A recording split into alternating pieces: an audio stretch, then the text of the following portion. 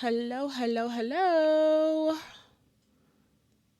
What is going on? We live. If you're in the chat, please give me a W. Let me know if you can hear me, if everything sounds good. I'm currently live on Twitch at It's Your Girl Asia, YouTube, My Thoughts No One Asks For, and I'm live on TikTok at It's Your Girl Asia.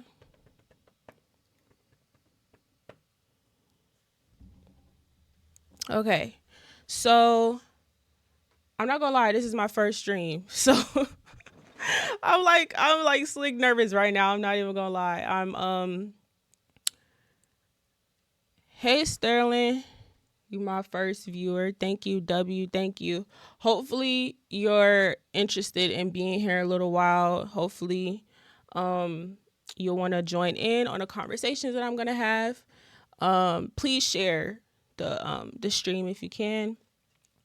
So bear with me if I'm like if I'm a little awkward. And Sterling, if you do like kind of leave out or something, definitely let me know, because I want to, since this is my first stream, I'm kind of going to rely on you to let me know if there's any issues, if you can't hear anything, so you can let me know and I can fix it. But yeah, so just bear with me, because I'm usually so used to like doing YouTube and thinking in YouTube mode when I'm recording, and like it's like a whole lot of planning that I went into all of this. So I'm nervous. I'm a little nervous right now, but I'm very excited because thank you for the follow. I think that was Jupe. Thank you for that follow. Um, so I have a whole lot of things I want to talk about today. Hey Evelyn, thank you for joining. I have a whole lot to talk about today, so I hope that y'all are. I'm gonna try to not yap for a long time. I'm really gonna try my hardest. How are you doing? I'm doing good. Thank you. I'm nervous, Evelyn. I'm pretty nervous right now. I'm not gonna lie, to be streaming, but I'm excited. Because I do have a whole lot to talk about. If you're joining in on my TikTok right now, come join my Twitch. I'm live on Twitch right now, and I'm live on YouTube. So come on over to whichever one. Let me check on YouTube. Make sure we good over there. We good.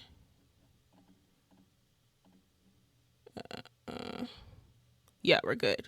All right.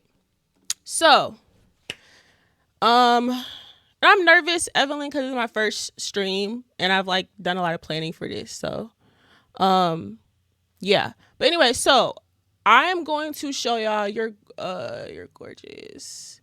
Thank you. I don't have my glasses on. I can't see who gave me that compliment, but thank you. So I'm about to go ahead and show y'all the docket for today. Okay. So every week I'll be doing my thoughts no one asks for, where I show my thoughts that where I should, see, I'm already fucking up. Let me relax. Every week, every Wednesday, I'll be doing my thoughts no one asks for, where I share my thoughts none of you asked for. And it's also an opportunity for y'all to share y'all thoughts no one asks for either. And this is just a safe space for us to talk about things that we're interested in, and just be able to expand certain conversations instead of like being so so black and white with it. So I'm going to show you the docket. Let's see. So the docket for today, well, actually, first and foremost, let's go back to the starting screen. So the title for this episode, most people don't understand nuance, and it shows. So one of the main like tones of my streams, especially with my thoughts no one asks for, is that we're always going to address nuance. You can go on social media and figure out what people think about DDG and Hallie and whose side they want to choose. We're not doing that here. We're going to assess these situations from an objective point of view, because one, we got to remember we don't know these people, and Two, there's so much nuance that people don't want to discuss with these conversations, and people try to be so black and white with it when that's not the right way to approach it, in my opinion. So first thing we're going to talk about today, parasocial relationships. Most people on social media suffer from it. Some of y'all may fall victim to it at times. We're going to discuss that. Stop generalizing abuse. That needs to be spoken about more in detail in so many different ways. So we're going to talk about that. Also, stop having kids with people you don't know. I feel like I say this all the time and no one listens to me. So I'm going to say it again. Non-black obsession with black acceptance. Let's talk about it. That's probably my favorite topic on today's docket because I feel like I've just seen so many examples of it recently and it really, really got my mind racing. Next, no one gives a fuck about your preference. It's a very generalized like title, but it's actually gonna have like a very specific thing that I want to speak about in regards to people and their preferences. And last but not least, this is why women are afraid of men. So this is, I followed you on IG. Yeah, I'll follow you back. I'm not using my phone right now, but I got you. So yeah, that's what's on the docket for today. We have a whole lot to get to. So first and foremost, parasocial relationships. So honestly, the first three things on the docket for today, I was able to pull from this DDG and Halle thing alone. And it's been all over the internet. You can't escape it, unfortunately. I'm about to go on X and just search their names and kind of read through some of the tweets. And then we're going to pull apart the conversations I want to have from it. Again, I don't know DDG or Halle. I don't know about y'all. So I wasn't involved in the relationship. I don't know what went on. Thank you, Shun, for that follow. I don't know what went on, so I'm not going to discuss their relationship directly or as if I know anything. We're going to have some good conversations from it that I feel like is the bigger picture, that I feel like is more appropriate for us to discuss rather than speaking on their relationships for fact. And truthfully, I think what's more heartbreaking about the whole thing is Halo and that he's basically going to lose a parent, essentially. So, yeah, I'm going to pull up.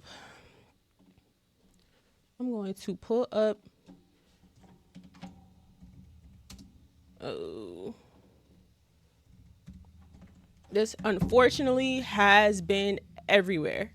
You cannot escape this situation. So, we're going to go through and read a couple of tweets. Let's change. All right. So I just went in X, typed in DDG and Halle. All right. This tweet says Halle could do that to, DDG, and I'm going to still stand beside her. Okay. All right. And if DDG was so concerned for Halo's safety, then why wouldn't he pick Halo up every time Halle begged him to? All that messages show that Halle was had postpartum depression, and it was because of DDG. Halle and DDG are both toxic and immature. The only person I feel sorry for in this situation is Halo. If anyone watching in the chat has an opinion on, agrees with any of these tweets, y'all kind of drop down what y'all feel about it, generally speaking, in the chat. But when I get more specific into the talking points I want to have, definitely chime in. Jarvis, thank you for joining me. I don't know why that's your username either. Thank you for joining me. Please stay for as long as you can. I appreciate it. I have a lot to get to, but I'm gonna try not to make this stream longer than like 2 hours. I promise. but I want y'all involved as much as possible. Okay. Um Twitter who celebrated, okay, let's just, I don't got to read all of this. Y'all get the point, okay? Y'all get it. The internet has been in an uproar since this whole situation happened, okay? Um so this is the first part that I want to discuss about this whole thing. I want to remind everyone, right? Because me personally, I grew up with DDG. I've been watching him since what, middle school? And I remember seeing Hallie and her sister on Disney Channel. Like it was some like singing, it was some commercial or something on Disney Channel when I was super young. So like I've been following them both since I was very, very young. And I think they're both talented. I appreciate them both for different reasons. I think stan culture has really fucked up a lot of y'all heads, and it's like caused y'all to turn into weirdos. And so what I think is, I think some of those tweets that I read is like unsafe. Like it's actually extremely concerning how you guys stand 10 toes and so strong for people that you don't know. And trust me, I'm including myself in some of this because there have been times where I have fallen victim to defending certain things or certain people for what I personally believe. But I had to like rewire my brain to remember I don't know this person. And what I've learned in real life, even just dealing with people that I know personally, I have learned you can't put nothing past nobody, whether you know them or not. So you can never confidently say, oh, she would never, oh, he would never. You don't know that. You literally don't know that. You don't know that. So I think that for one, seeing a lot of these tweets, I have never understood why people be so invested in others' lives. Exactly. Now I get it. Like if I can be realistic, I get it to a certain extent. Like it's social media. Like when you're on it and you're subscribing to certain types of things, naturally we just become, so like a favorite artist, right? Naturally you're just interested to see what they're up to see what they're doing, or to just check to see when they're going to come out with a new song. Like I understand certain aspects of it, but when it comes to people's personal business, when they're clearly trying to play court of public opinion games and you are allowing them to use you when you could be defending the person who's in the wrong, like it's weird how social media can't tell that like we're being manipulated and used in these situations, and people just don't care. Like the tweet I just read, they're like, I don't care if she did X, Y, and Z, I'm standing beside her. Okay, all right. I think it's weird, I think it's odd. I think people, I'm always going to say one thing you're always going to hear me say on my streams when I'm speaking on stuff. I don't know these niggas. Don't know them, never met them, wasn't there. So people can take, what we're given and make their assessments from there. I think that's fine. I just think trying to speak on things as if it's a fact, or trying to speak for these people, or say, oh, he didn't do that. I'm not going to say too much about their situation. What I will say, and how I feel like most people should view it, I can't sit up here and say confidently that I believe he never put his hands on her. And I can't sit here and say I confidently believe she never put her hands on him. I'm not going to do the whole pointing finger thing because I wasn't there. But I can't confidently say, oh, she didn't do this or he didn't do that. None of us could say that. None of us were there. And they're both using their fan bases to try to win court of public opinion. it's messy and toxic and toxicity all through this situation, and it's very, very yucky, and it's disgusting because that child is only like one. Like, this is nasty. This isn't something that people need to be like picking wars and picking sides with, because you don't know these people. So that's really the main thing that I wanted to get out of the way with that whole situation, just so you understand my tone and how I'm approaching it. Right now, I want to discuss something a tad bit more, I don't want to say serious, but just more in depth when it comes to when we're talking about these abusive situations. I think that the internet has a very bad habit of generalizing abuse. Has a very bad habit of generalizing DV or any type of like violent type of situation, to where you look at all of these situations and you group them together, right? And the best way for me to explain it is, I feel like everyone looks at these situations with the same pair of glasses on. And at the end of the day, there's so much nuance in DV period that like it's not it is the new norm, but I think it's become the new norm only because we're seeing like so much of it. And so people feel like it's so black and white. Like, a victim looks like this and the aggressor looks like this. So I'm going to use this as an example, right?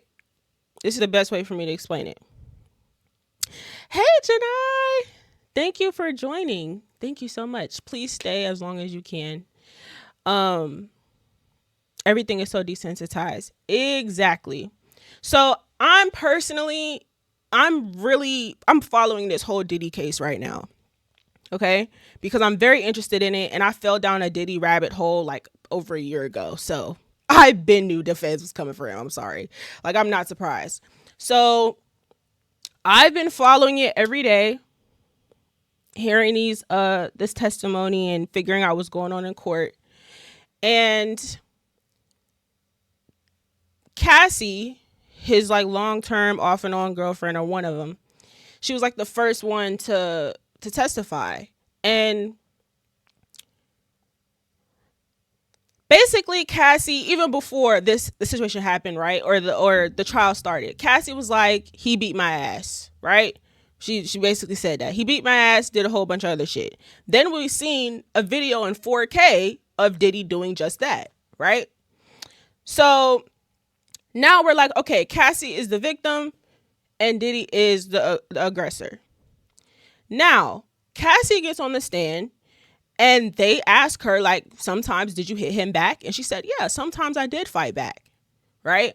So now, after Cassie testifying that, now people are like, well, look, she hit him back, so she's not a victim.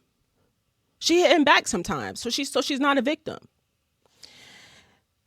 Two things can happen at once, right? Especially when you understand the duality with DV specifically, and those type of relationships and the dynamics and all the nuance within their relationship alone. It's a very unique situation, but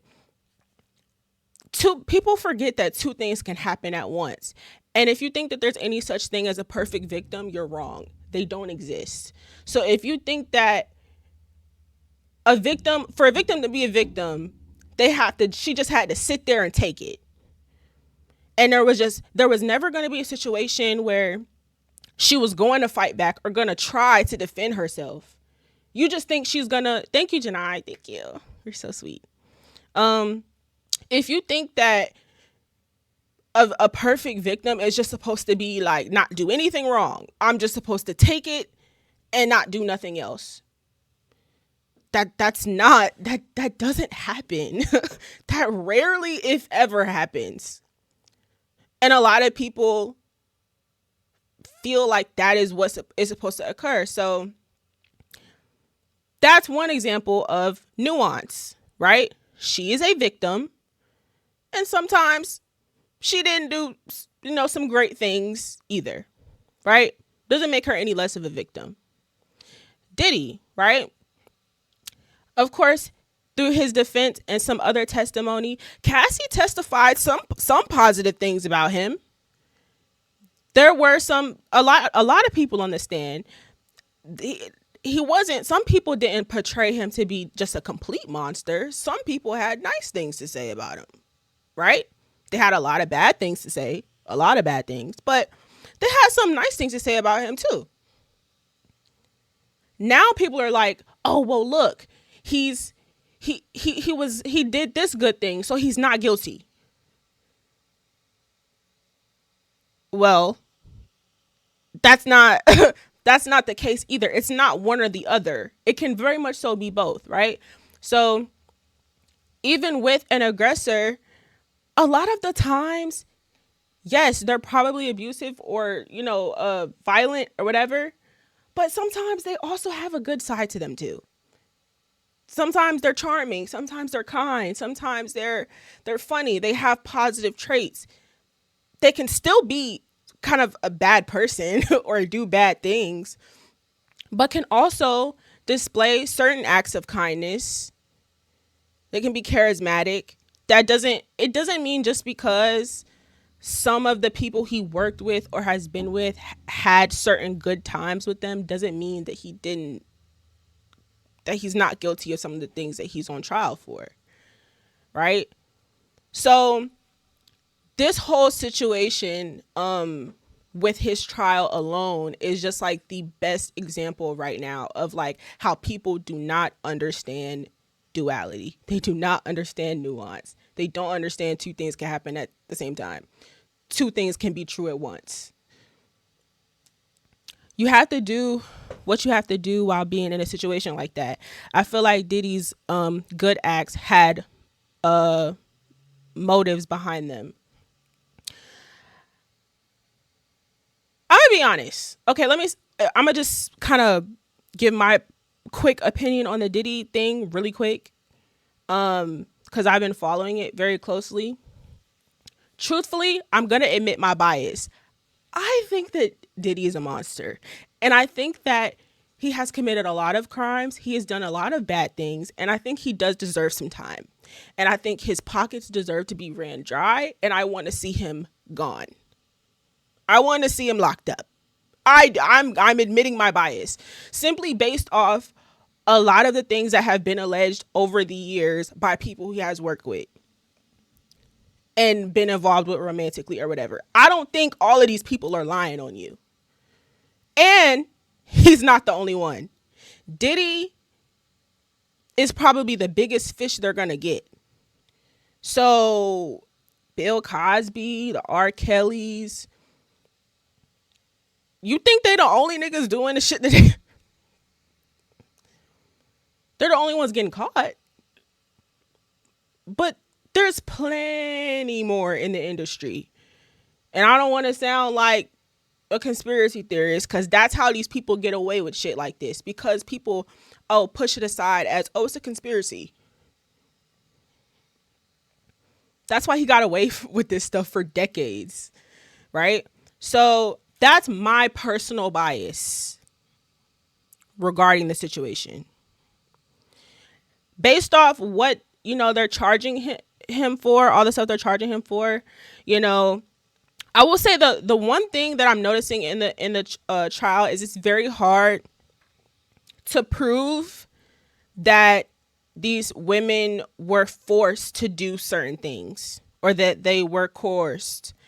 And it's just a very it's so I'm seeing how it's so hard to like prove certain things in court, and I totally am starting to understand why victims just don't come forward, because if you just don't have that shit in 4K, or if there's ways for them to poke holes and twist things, it's just so hard. I do think that the case is interesting. I'm not gonna lie. I don't want to ramble about it because I'm sure as hell can, and it's going on for a couple of more weeks. But yeah, so that is kind of my whole spiel about generalizing DV. Stop doing it. Not all of these situations are the same. Not all of these situations are like, just to end this same gender and oh da da da, like, you know, not all of these situations look the same. Abuse is not, it's not a generalized thing. It's not assigned to a gender. It's not assigned to a race. It's not assigned to an age. And just because you personally you have a personal bias towards these things doesn't mean you should apply it to all of these situations. So if you're a person that feels like, you know what, well, sometimes people lie, or you maybe have been lied on. Somebody said, hey, you did this to me, and they were lying, right? So now when it comes to these situations, you're on defense mode, kind of like you're always going to intentionally poke holes in a victim's story because you personally have a bias towards the possibility of them lying. Guess what? That is a possibility. People do lie, but it's also not fair for you to intentionally go and poke holes into every victim's story that comes out. Because if you come out and say, hey, somebody did this to me, you want somebody to believe you. So don't lean too much on your bias with all of these situations. Look at it, look at the facts, assess it, and make your assessment. But don't be like, oh, well, sometimes people lie, so anyone who comes out as a victim is lying, or I'm going to intentionally try to poke holes in their story or to figure out how they possibly could be lying. That's not fair. That's not fair. It's not fair. All of these situations are different. They're not all going to look the same. Not everybody's going to handle things how you think they should handle them. So, yeah. I'm already rambling a lot. So, I'm going to move on to the next topic. So, kind of still under the DDG and Halle thing. You see how I'm already, you see how I'm not speaking directly on DDG and Halle, like you see how many conversations when you just think about these all this drama that's all over the blogs. When you just try to think and assess the situation for what it is in a certain type of way and view all angles and perspectives, there's so many different conversations you can have from it that are a lot more appropriate for us as the public who don't know these people to have. All right. So next, still under the DDG and Halle umbrella, stop having kids with people you don't know. I'm not okay. So how do I want to word this? Because I want to make sure I don't sound like too much of an asshole when I say this.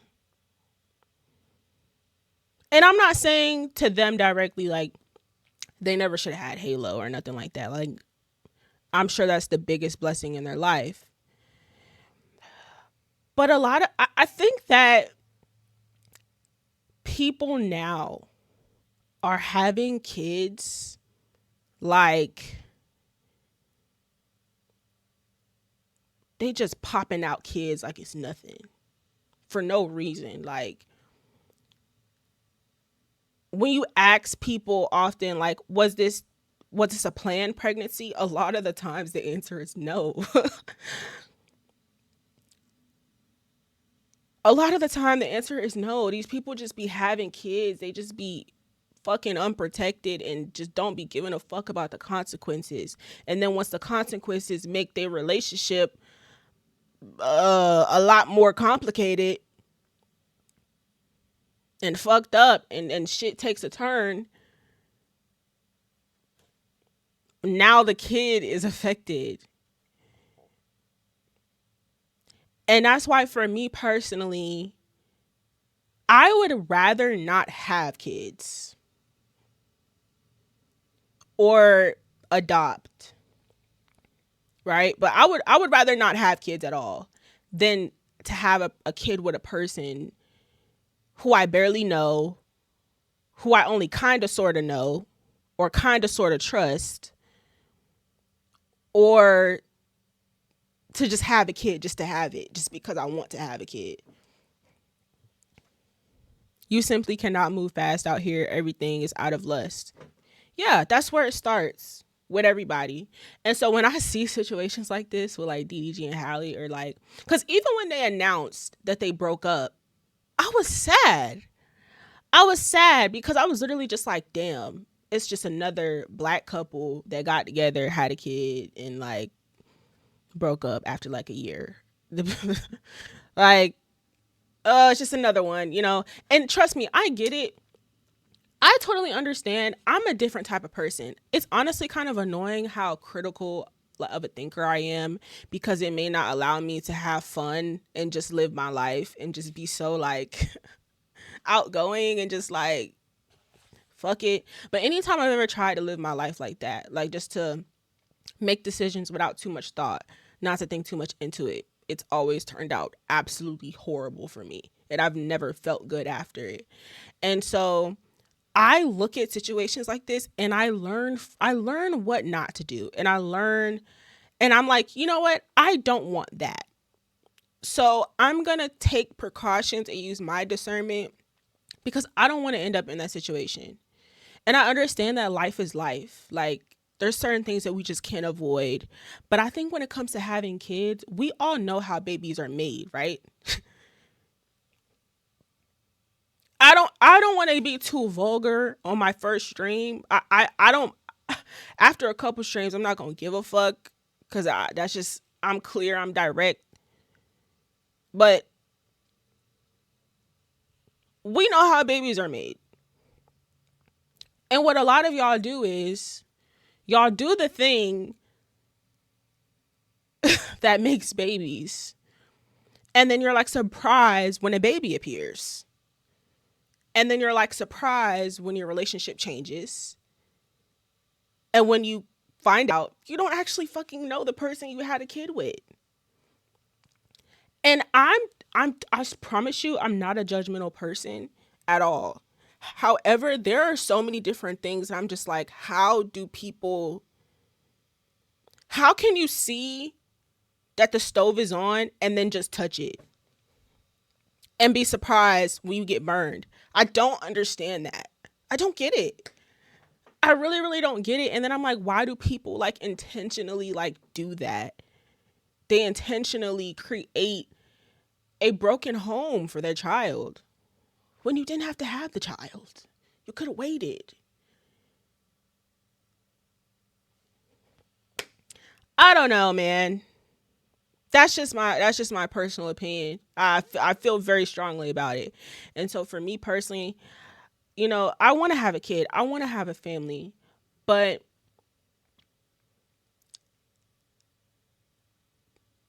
I don't want to have a broken home from I want to try my best. I want to try my best to not create a broken home for my future child. And that means truly making sure that the person that I'm going to be with is down for this for life, and not just fuck unprotected and be like, oh, fuck the consequences, or pop a plan B and just hope and pray to God. Like, no, fuck that. That's irresponsible and it's weird. It's weird. So this whole, bro, fuck DDG and Hallie. Fuck them both. Why? Because now this child is either not going to spend any time with the other parent or spend a whole lot of less time with the other parent. And guess what? That baby needs both parents. And these two have created a broken home for their child. That pisses me off. And I'm sure it wasn't intentionally done, right? But I just think like, the shit is just, it's sad. It's fucked up. It really is fucked up. I feel really, really bad for that child. And like, I think everybody just needs to be like a lot more intentional with not even who you date and who you like, you know, are intimate with, but just like, bro, you're bringing a whole life into this world. Don't treat it like a fucking a toy. It's a real person who's gonna grow up with real trauma. Like, Jesus, really pisses me off. The child got to reap the consequences, which is it's exactly. These two are trying to play social media games. Well, they're literally playing court games, but like they're also trying to play social media games as well. Fuck that. Fuck that. Is that child going to be able to grow up with both of their parents? Like, because I mean, at least from what. Fuck them. I'm not going to keep speaking on this because I really don't. Whatever. Let's move on, guys. Let's move on. If you're in the chat right now and you're enjoying the stream, please drop a W, please. If you don't think you're going to be able to stay in here with me for another hour, you can definitely catch the upload on my YouTube. I'm uploading it tomorrow. So all these clips and segments will be put out all throughout the week. So yeah. So we're moving on to my favorite topic on the docket today. The non-black obsession with black acceptance. So basically, non-black people's obsession for our acceptance. Okay. What made me want to talk about this topic? Well, I'm about to show y'all a couple clips so y'all can know what I'm talking about.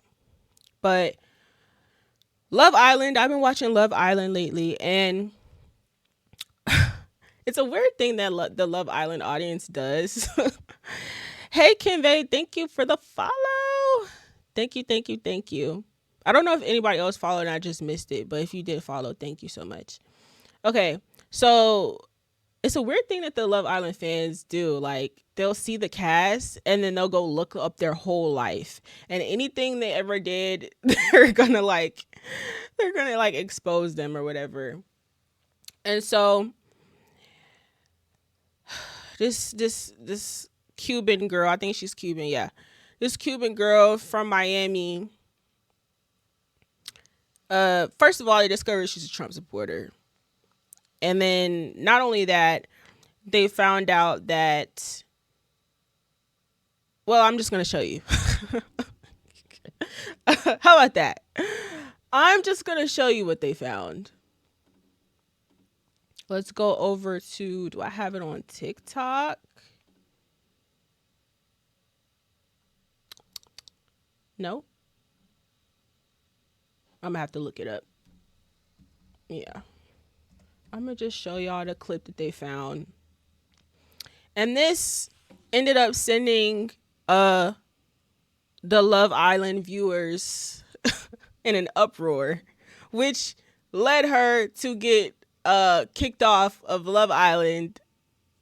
Literally that in the middle of the night. They got there, they was there for that day. I think she was gone the second day. And they didn't acknowledge it or address it. But yeah, let me share my screen. All right. Wait, no. Ulissa is her name. Right, you fuck my nigga, perfect, but that's it. Like, now I'm fucking my nigga. He's my nigga. Like, bye, bitch. Are you that nigga that controls what she wears? Or right, you fuck my nigga. What the fuck? I didn't hear that second. Let me turn that up. I have to make sure y'all hear that.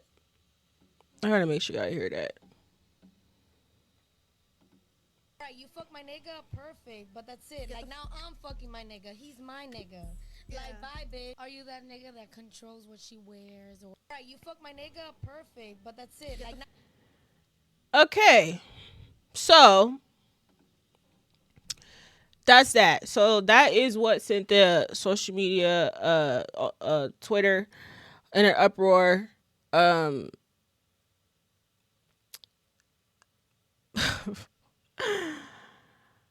So this is my opinion, right? I have a very strong opinion about non-black people saying the N-word, right? And I don't know if any of y'all are gonna agree with this or care. So this is the reality. They want to be socially accepted. You beat me to the punch, but not necessarily socially accepted. They want to be accepted by us. Everybody who is not black wants anyone who's black acceptance, right? That there's certain people who like literally their whole existence is based off of being accepted by us.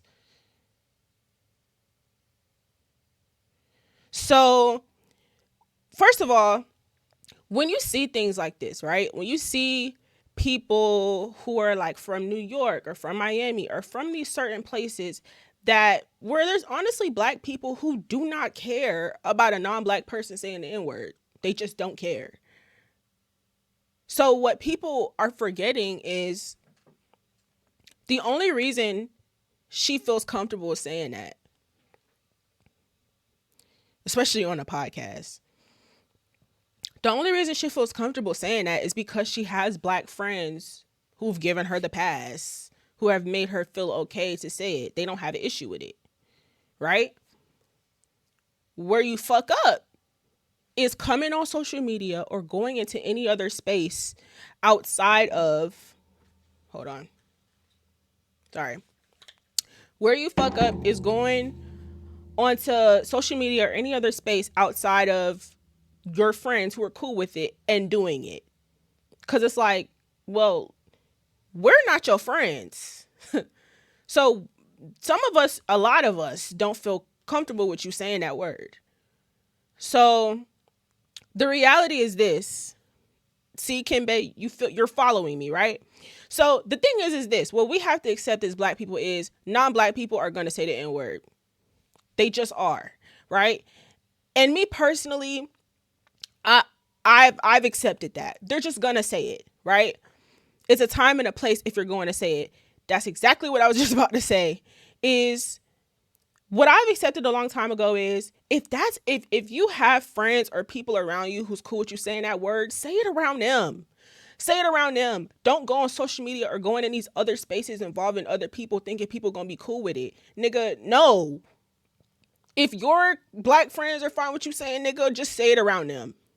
Just say it around them. Because if you get too comfortable thinking like, oh, they're cool with it, so all of them are cool with it. Now you're in situations like this. You're on probably the biggest TV show, most popular TV show in the country right now. And you just fucked up that opportunity just because you want to feel like the cool kid. You want to feel a part of the cool kids club. And now you done fucked up a bag off of trying to be a part of the cool kids club.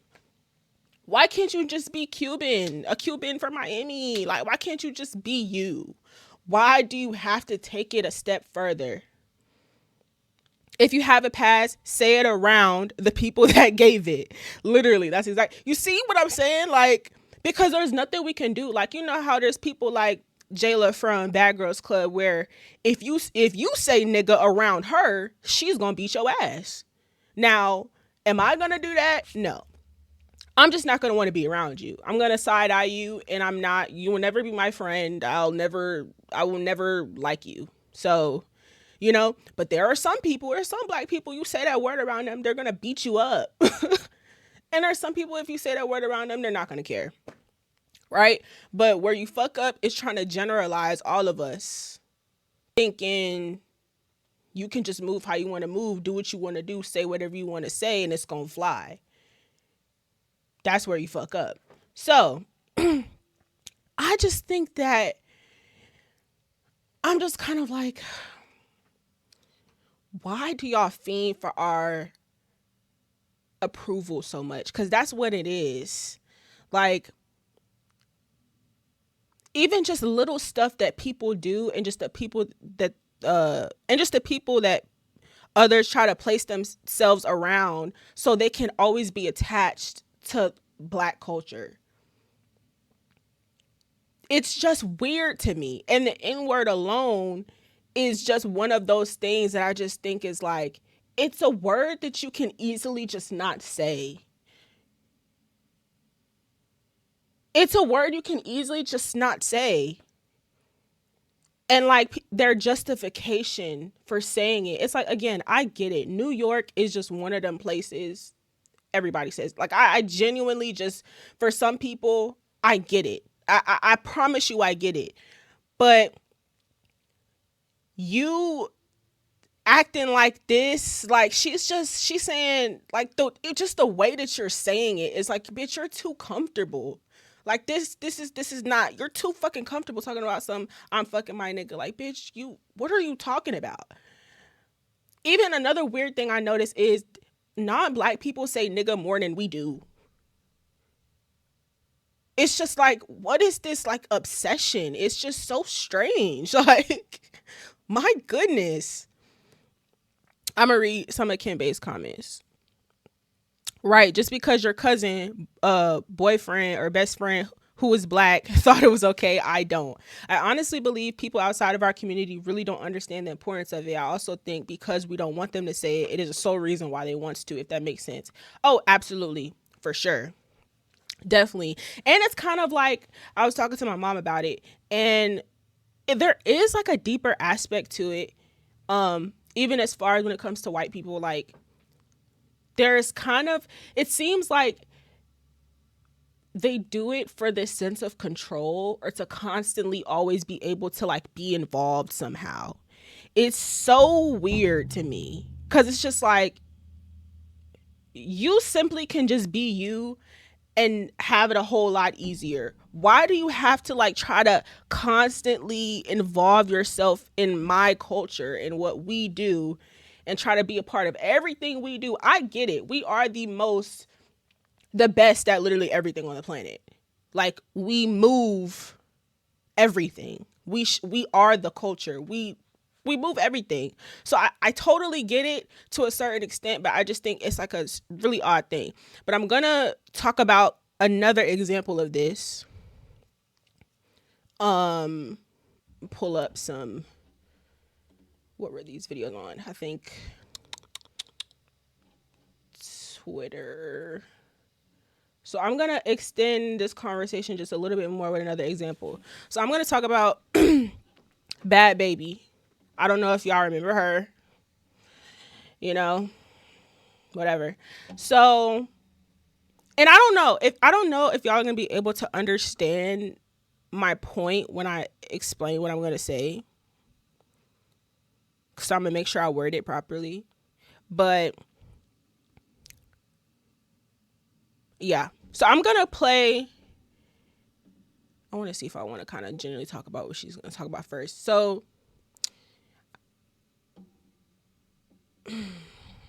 okay, because there's a few things to discuss with her. First of all, just to give you a reminder of like her and her history, she was, how old was she? Maybe like 16, 15, really young on Dr. Phil, the whole Catch Me Outside thing, where she was like, I don't want to say acting black, but just like very much so not herself. She certainly was trying to emulate a certain type of person that she isn't. And that demographic that she was trying to imitate caught on to it, and they ate it up. And truthfully, her leaning into black culture and trying to emulate and like involve herself into anything black is what makes her, is the reason she's a millionaire to this day. So that's just a generalization if you just didn't know or forgot. That's why she is even a name still. And she's also made comments previously talking about some, she doesn't want to be black. And just it's been a lot of kind of weird stuff with her over time. But here I'm gonna play a video of her kind of talking about her relationship. So she dates this black guy. I think his name is like Levon, and they have a kid together. And I don't know if y'all have seen that she came out like a while ago to talk about how, he's been physically violent to her, and she's posted videos and all kinds of stuff multiple times, pictures of bruises and all of this kind of stuff. She has put it out there. Truthfully, we've never even heard the man speak. So we would have never known if she never would have said it. But this is an interview from last month where she just speaks on her relationship and stuff like that. And then I'm going to go back to the conversation, we were having before and explain what my point is.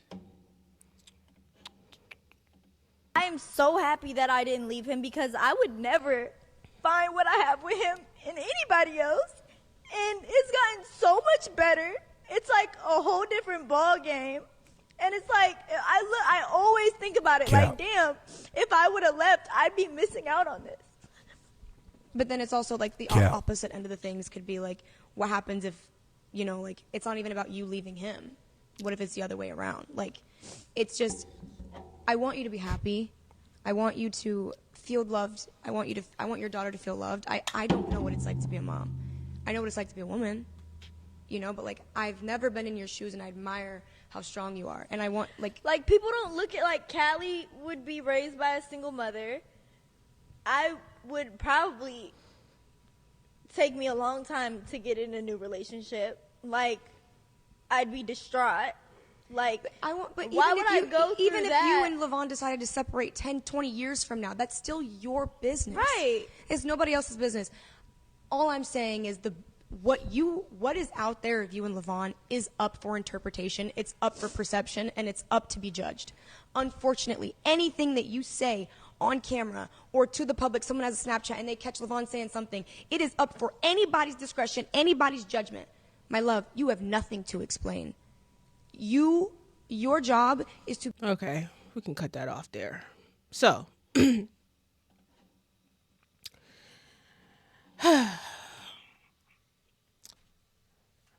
first of all, just like the beginning of her, like, trying to convince us and herself, like, oh, it's not that bad. Like, I really love him. And, like, oh my gosh, like, it's not that bad. Right?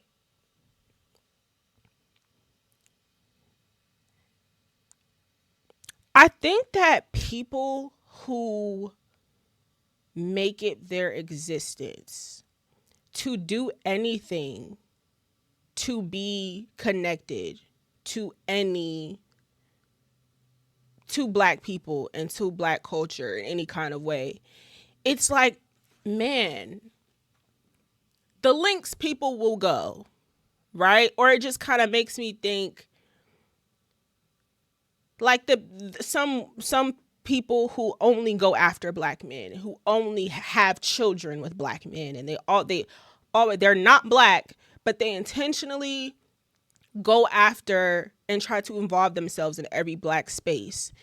And this situation with the physical part, and I definitely don't judge her for, like, still staying with him, even him being physically violent to her, because I understand a whole lot of nuance and how manipulation and, a whole lot of things can play into that.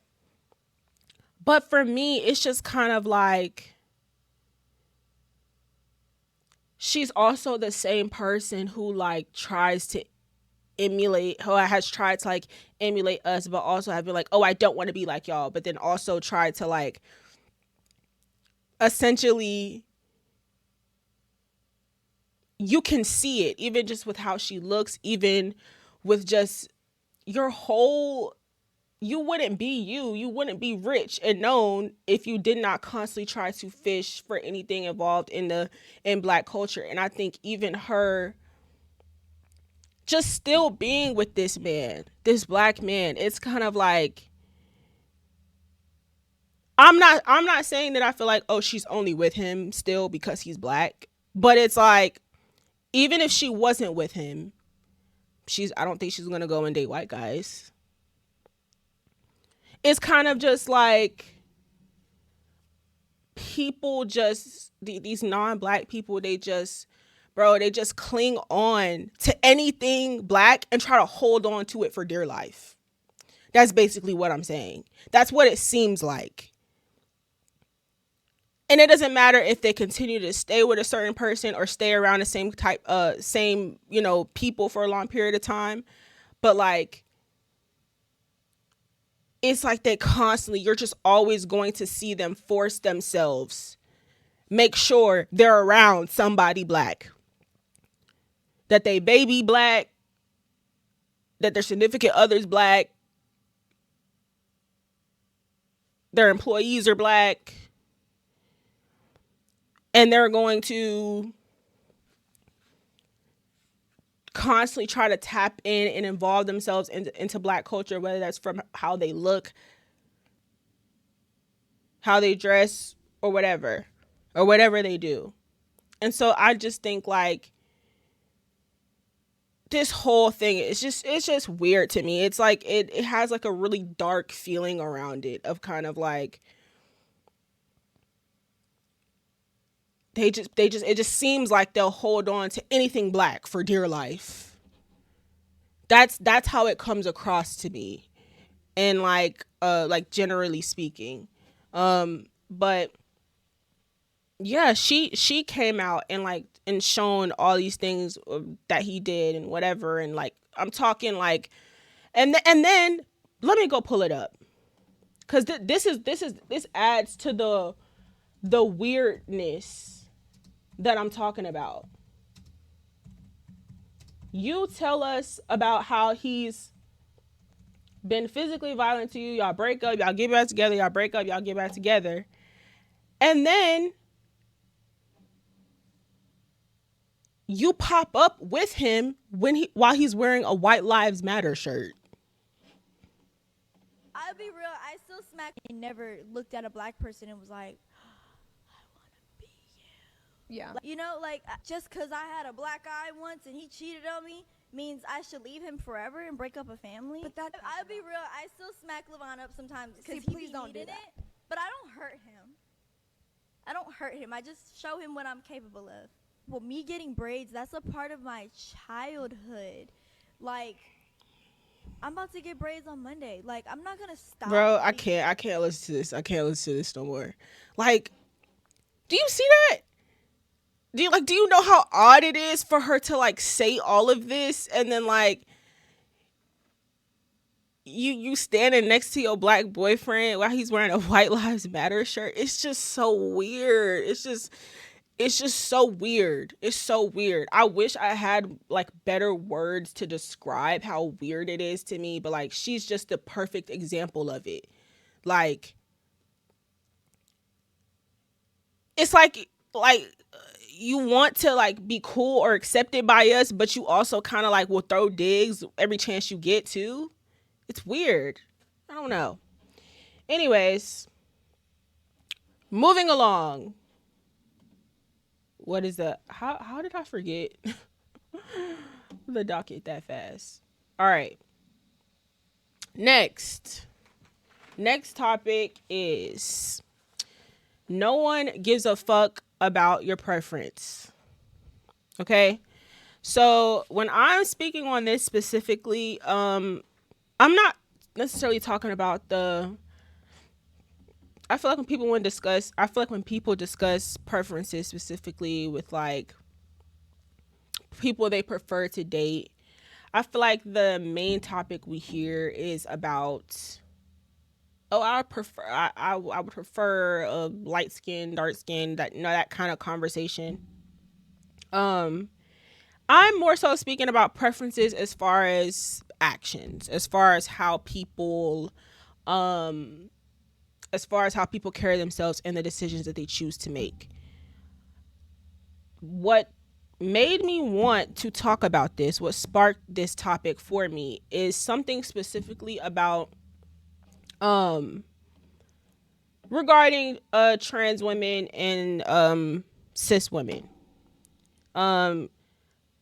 I do understand a lot of straight people kind of get uncomfortable when any of the words from the LGBTQ community come up. Like y'all kind of get a little tense and nervous. Like these conversations they're really not that complex. They're really not that difficult. My thoughts no one asked for is a safe space for queer people. I'm not going to sit up here and try to speak for them, but I do think that, especially since I was younger, I've always kind of been the person, the straight person in the room to be like, to try to help other straight people get it. Because some of y'all just don't get it. And that's fine. Some of y'all just don't want to get it. But this isn't necessarily a queer specific topic.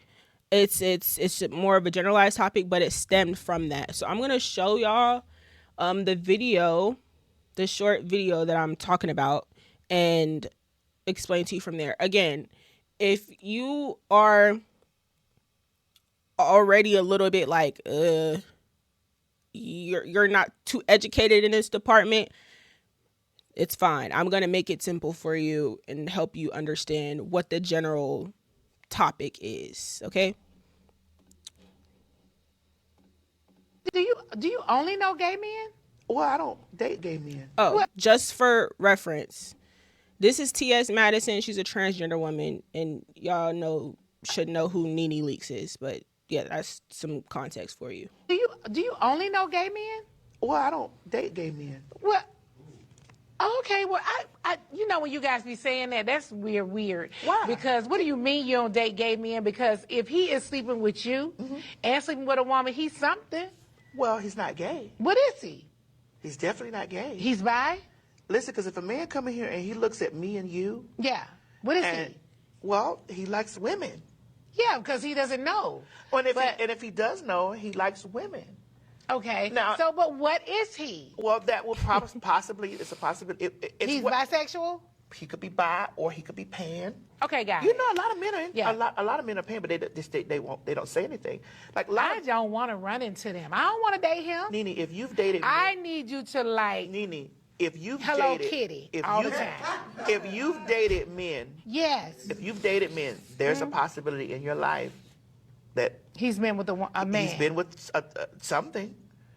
What do you mean he's been with something? He's been outside. I mean, here's the thing. I know that women consider trans women men because we were born male. Mm-hmm. But there's a difference between being man and male. I get it. But you have your part. That's correct. So he can love you and think you're so beautiful, and I want to sit with you. There are men who deal with me that won't touch my parts. Anytime you see. Okay, we're gonna pause this here, because this conversation isn't super specific to what they're talking about. But I'm gonna start off with it as an example. So this is what I'm gonna say, right? To help y'all understand. So as I'm referring to T.S. Madison, she's with the big curly hair. That's a trans woman. Nene Leakes, she has long blonde hair. So when I say their names, y'all know who I'm talking about. First of all, you don't have to even listen to this conversation or to hear what I have to say or to just receive the point. You don't even have to understand anything about how trans people choose to identify, how they live their life. You don't have to agree with it. None of that matters in this conversation. So if you have a personal bias towards them, or if you don't give a fuck about them, this conversation is not for you, because that's not even the point. Off rip. So one thing I want y'all to take away from what Nene just said. She said, I don't want a man that is interested in you and me. First of all, her saying that directly to a trans woman is disrespectful off rip. That's weird. Even if you think that, saying that directly to a trans woman is weird. That's one. Two, I think that as straight people, we often make these very strong statements thinking that people are supposed to care, or thinking that it's important, and it's not. I'm sorry to burst your bubble, but just like T.S. Madison just told Nene, you, the same straight woman who is like, I don't want, there's some girls that are like, oh, I don't want to date a bisexual man. Whatever you don't want does not change what a person is going to do anyway. You do understand that you can say, oh, I don't want that. And you could be dealing with a man who will go off and also deal with a man, and you just won't know about it. But you making that statement or trying to set those boundaries doesn't mean that it's not going to happen. It just means that it's going to happen behind your back. So I'm not saying that it's wrong for Nene to have that preference, right? That's not wrong. Again, I'll take it off the trans people. I hear a lot. Women say it all the time. Oh, I don't want to date a bisexual man. I don't want to. Okay, cool. No one cares. First of all, no one cares. That's number one. Number two, a lot of these statements come from a place of us feeling like we're better than other people. So when Nene says, oh, I don't want to date a man that's interested in you, she's saying that because she feels like she's more than a woman of a trans woman. If she thinks that, that's her thought process, whatever. I'm not here to debate y'all thinking on that. But you just even saying that statement isn't you making, it's not like, oh, you would prefer this. It's no, like it's coming from a place of you think you are better than. You think you're better than a trans woman. You think you don't think that's a real woman. You think that you're like, well, I'm a real woman, so why don't you want me? And it's like, you can't control what other people want. That's not your fucking business. So I think, so when women are like, oh, I don't want to date no bisexual man, you're only saying that because you feel like bisexual men are always feminine. That is not a fact. That is not true. That's literally not true. Literally, that's not true. So it's these are statements that's based off of us feeling like we're inferior to others and us also making assumptions and generalizations off of others. And so I'm here to remind you, no one gives a fuck about your preference. Because people are going to do exactly what they want to do anyway. You know, as women, we're like, oh, I don't want a nigga that does this, that does that. We always say, oh, I don't want a nigga that that's cool with his ex. That's on good terms with his ex. You think you making that statement is going to stop a nigga from dealing with you and dealing with his ex behind your back?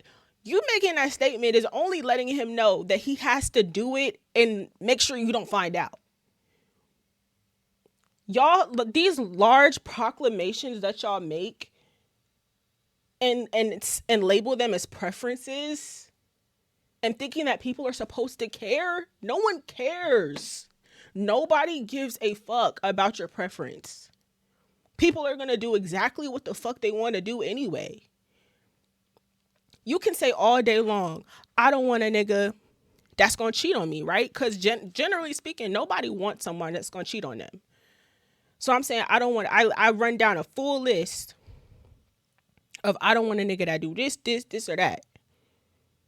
Have we not all been cheated on after making that statement? After being in a talking stage and talking to somebody and telling them this is what you've experienced, this is what you've been through, and you don't want to go through it, did they not do it anyway? Because they wanted to? If somebody wants to do something, they're going to do it.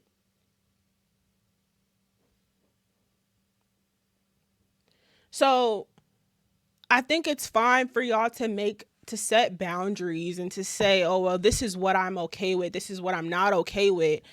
But when they're involved in examples like the transgender example that I showed you, or the women saying, I don't want to date a bisexual man. Those type of comments are like, have some lingering phobias in there. Or just flat out ignorance. Like it's based off of that. Or you just simply thinking that you're better than them. And if you have that thinking, you just simply have that thinking. But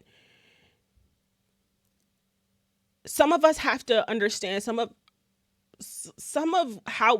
what we think and how we feel literally doesn't fucking matter, especially when it comes to how we want other people. Like, why do you care if If a man is interested in me and men, why should I care about who he's also interested in? Like, serious question. Why should I be bothered by dating a bisexual man who I am attracted to and who I like? Why should I be like, oh, well, I don't want to date him if he's also interested in men? I'm not a man. So if he's into me and he like, hopefully he is into me and he likes me enough that he don't want to look at nobody else.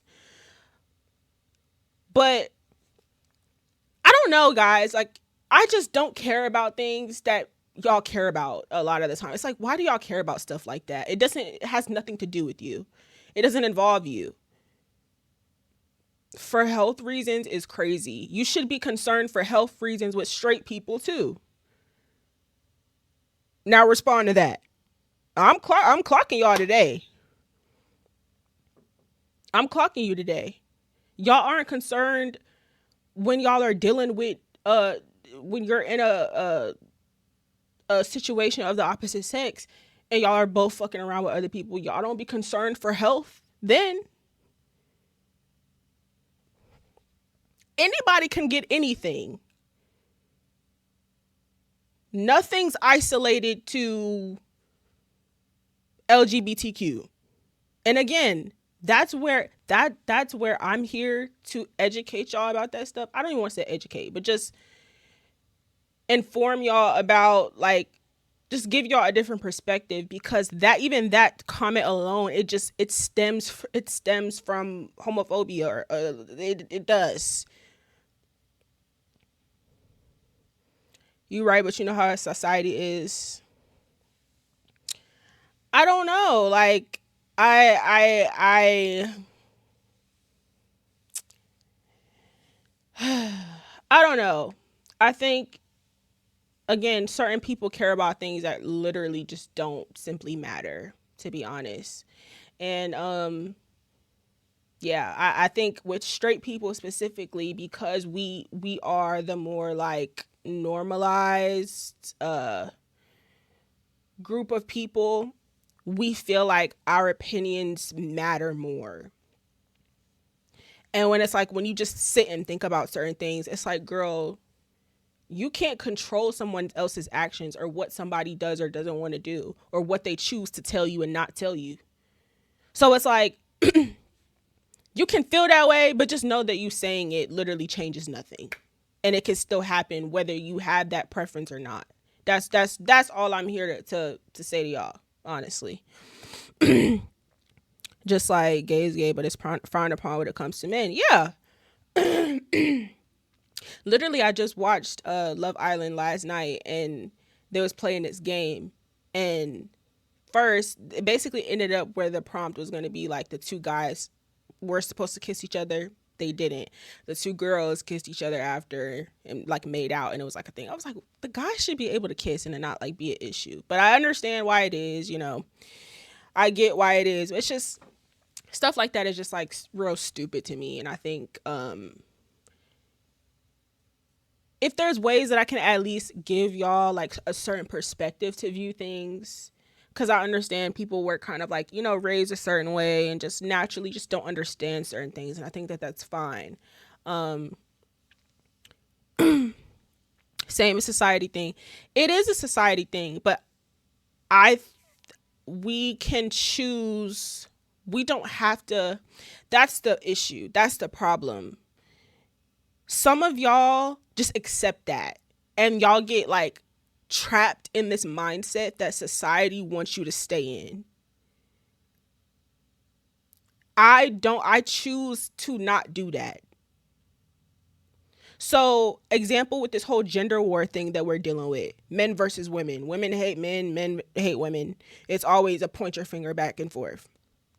Well, when it comes to black men and women, we're both in the same boat, generally speaking. Like, we're on the same team, but the way society is and the way the world is set up, of course we're fighting with each other. Of course we're battling with each other. That's what they want us to do. So that's what's more natural for people to do. But me, who's able to see through that, and who just goes solely I just go based off my feelings and not what society has conditioned me to think, I'm going to be like, well, I don't hate men. And I'm not going to pretend to hate men just because society has fueled my mind with these things, or social media is telling me these things, and oh, now I'm supposed to believe it. We just accept. Of course, the world is the way that it is. It's a lot of things we're just not going to change. Like, it's just things that are the way that they are. But us who know that it's wrong, or who know that we can bring a different perspective to help people view things a different type of way. I think that it's necessary that we do that. So we don't just be like, oh, well, that's just how society is. It's just how the world is. And we just have to accept it. Yes, we have to accept it, but we can also be able to speak about how we can speak about the flaws in that. It's okay to point out the flaws in that, because there's a lot of flaws of how society has conditioned our whole shit. It's a whole bunch of it's fucked up our brains so much, and it's gone on for decades. It's fucking ridiculous. And yeah, I don't stay in those fixed mindsets that like seem very obvious to be in these fights that seem very obvious to be. I don't stick in that, because it's no. That's I don't feel like that's how the world should be. So yeah. How long have I been yapping my mouth? What? How long has it been? An hour and 30? All right, y'all. All right, I gotta wrap this up so I can go watch Love Island. But I really didn't want this stream to be so long. I knew I was gonna run my mouth. All right. The last topic on the docket. This is why women are afraid of men. Ironic how I'm talking about this after the last thing I just said. So I only have this topic on there based off a recent experience that I just had the other day. Thank you. That I just had the other day that honestly freaked me out. And I came to the conclusion, I was like, okay, this is why women are afraid of men, right?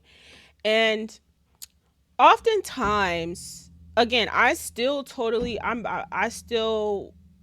on the side of like, especially with black men, I am not here for villainizing black men, like, or making it too normal for us to paint black men as people we should be afraid of, or people that are dangerous, just generally speaking, right? I don't think that that's fair. These people do that enough. We don't need to do that too. I don't want to pile on top of it. So I'm not doing that. However, because I am a woman, and because I do have certain experiences, I am able to understand why certain narratives do exist. Again, nuance, duality, the whole thing. So even how, there's this whole boys suck movement, men are trash. Although I don't think that that's a fair generalization, me being a woman and having experiences with certain men, and being able to see a lot of consistencies throughout my experiences, I understand why women say that. I get it. I totally get where it stems from. I don't think everyone should.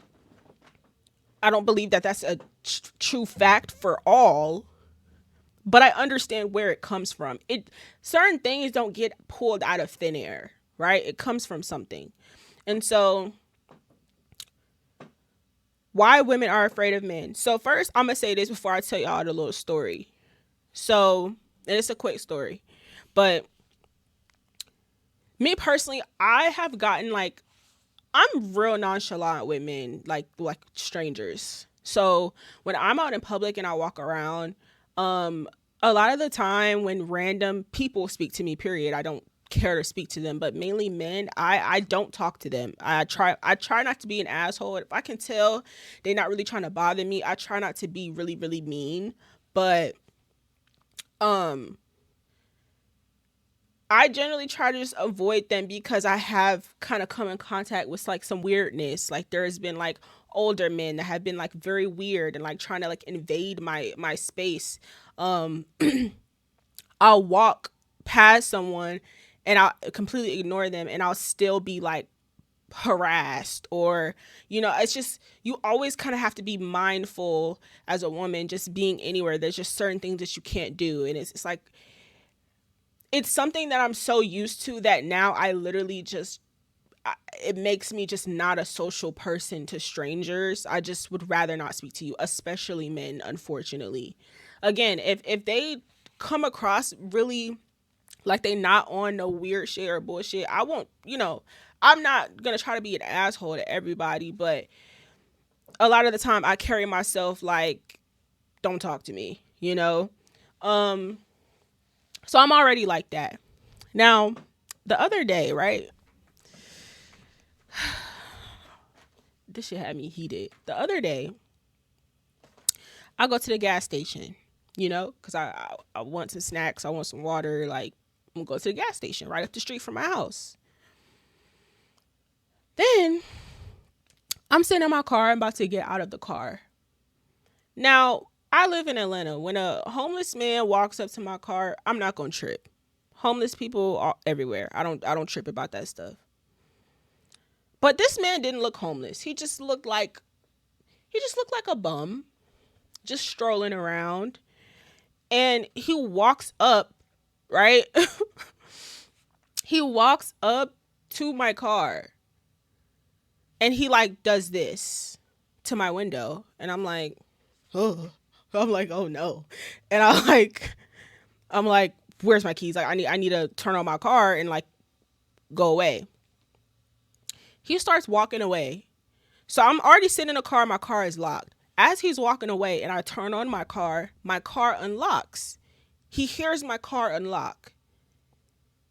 And then he stops from walking away and he turns around and he stares at me and kind of like looks me up and down, and he starts pulling up his pants like he finna square up, like he want to fight. And I'm like,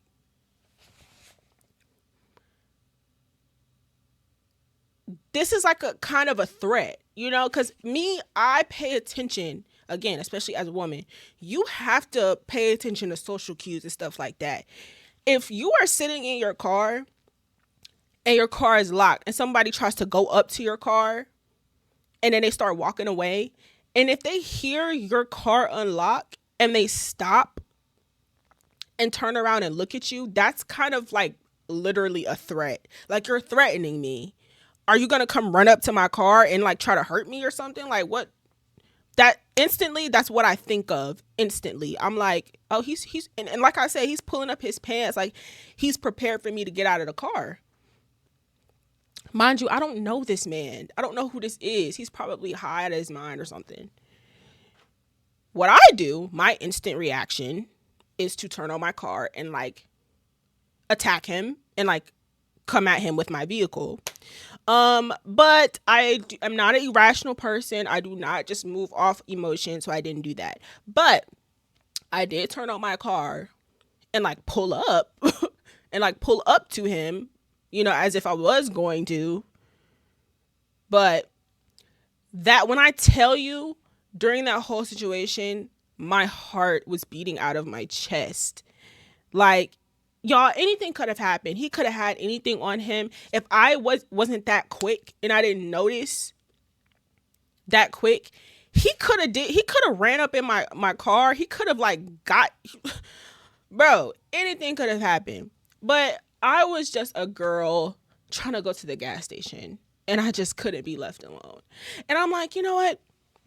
If you are a man in the chat and you are just confused as to why do women always say that? Why are women afraid of men, right?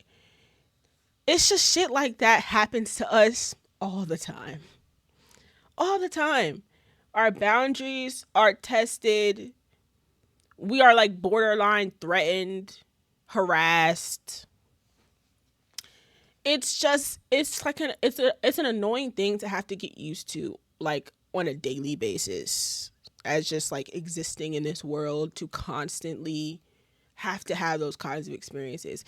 And I was real pissed off. I'm not gonna lie. I was really, really mad because I really wanted to run that man over with my car. But um, yeah. So that's just kind of like my little story time. I don't really like have many social interactions, so I don't really have story times that often. So anytime I do have something that I want to share with y'all, I totally will.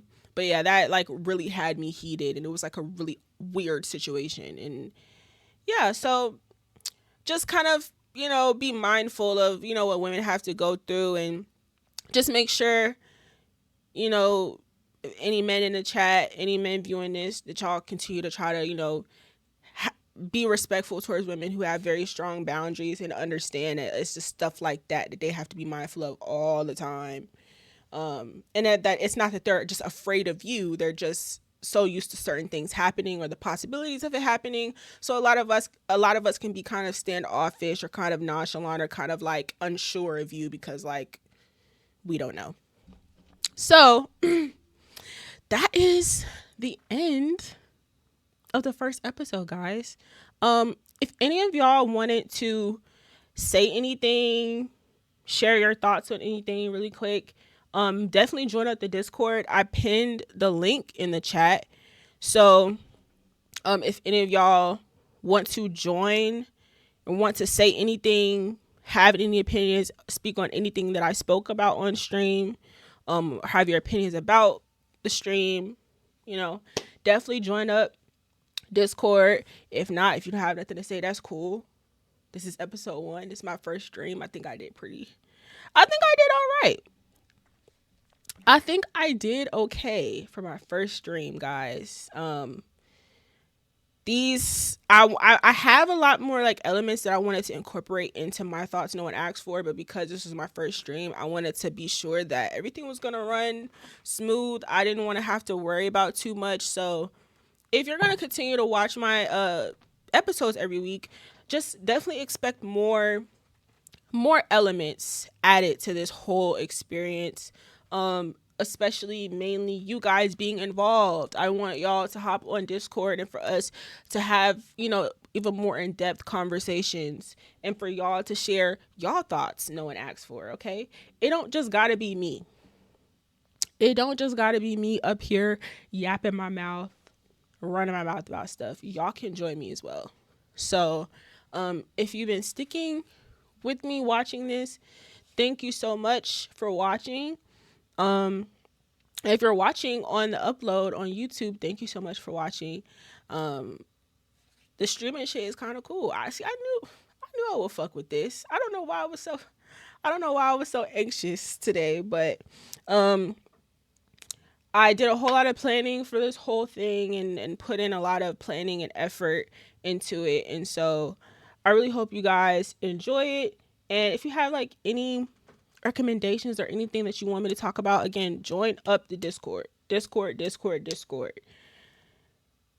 As time goes on and I continue to put out a lot of these episodes and more people come and it grows, y'all will get to understand why I want people involved. I have a lot of things that I want to roll out and incorporate y'all into, and just to even help shed light on a lot of other young creators and entrepreneurs and all that.